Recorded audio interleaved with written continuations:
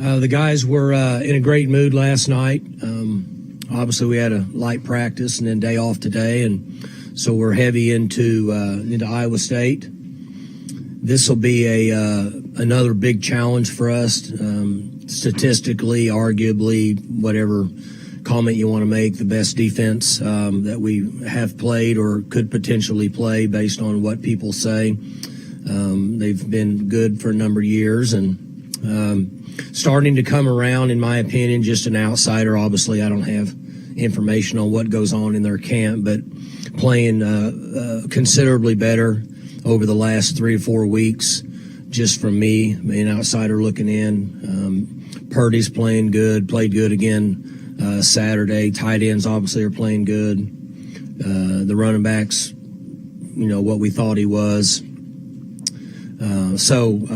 We'll need a great week of practice. We need to be able to stay focused, and we're expecting a fourth quarter game. This is a good football team, and so we'll have to do a great job of coaches and getting all that information to the guys and get some quality work and head north and play a ball game. He's been very complimentary of me and our program when I visit with him. I saw him, I see him at Big 12 meetings and such, and we haven't had those in a couple years.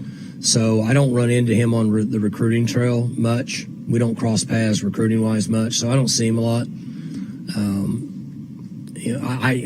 You'd have to ask Matt. I think his first year or two, he's trying to gather as much information as he could. He seems to be a very smart coach. I know that he was doing the same thing with Coach Schneider. He probably sees similarities in the programs and how to build things and such. But he and I have always gotten along good when we just don't see each other much. And, of course, I don't talk to anybody. Different backs. Both of them very good. Both of them going to play in the NFL, very successful. This one is electric and flash and cut and make people miss, break tackles, and run away from you. 28 is very patient. Runs a lot like Thurman Thomas used to run. He'll sit around and wait and then hit a seam. Very patient runner. And very productive at what he tries to get accomplished. You feel like you've gone back in time a little bit? It used to be a quarterback league. It feels like it's a running back league right now. It is a running back league.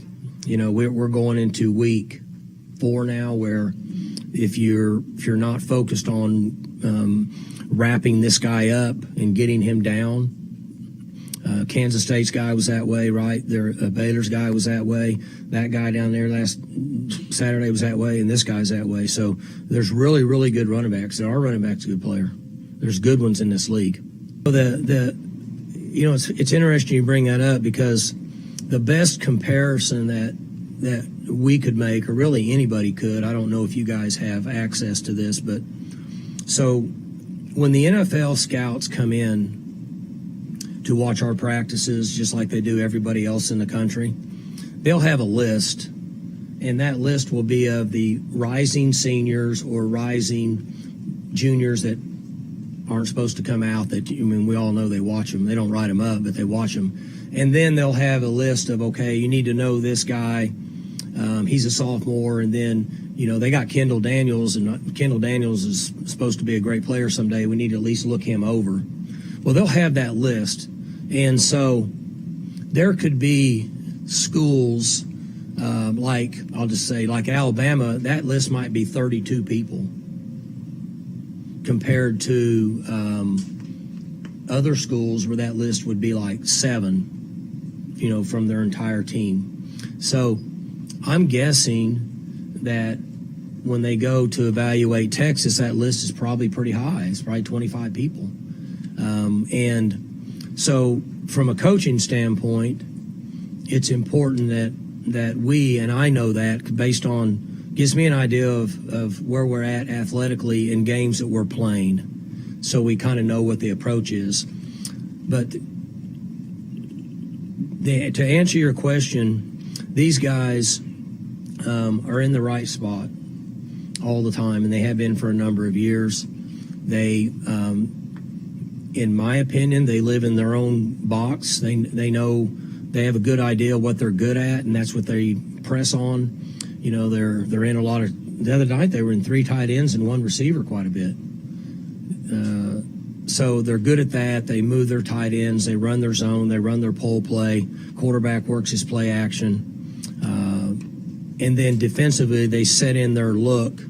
They varied it a little bit this year, but not enough to really bring up. And then they say, this is what we are. This is who we are. This is the position we're in. And, you know, we're not going to beat ourselves. I mean, that's just kind of what I see. I could be wrong. Our ability to roll more players in is helping us, particularly up front. The game, college game, has changed again, in my opinion. You know, we went to fast-paced no huddles.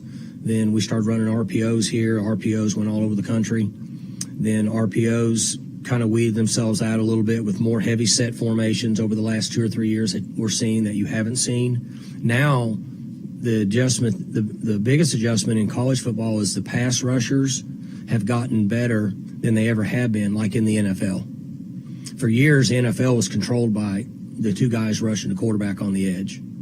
College football hadn't made that transition yet from an athleticism standpoint. Now it has. Guys can control a game, like number 9 for Iowa State can control a game rushing the quarterback. So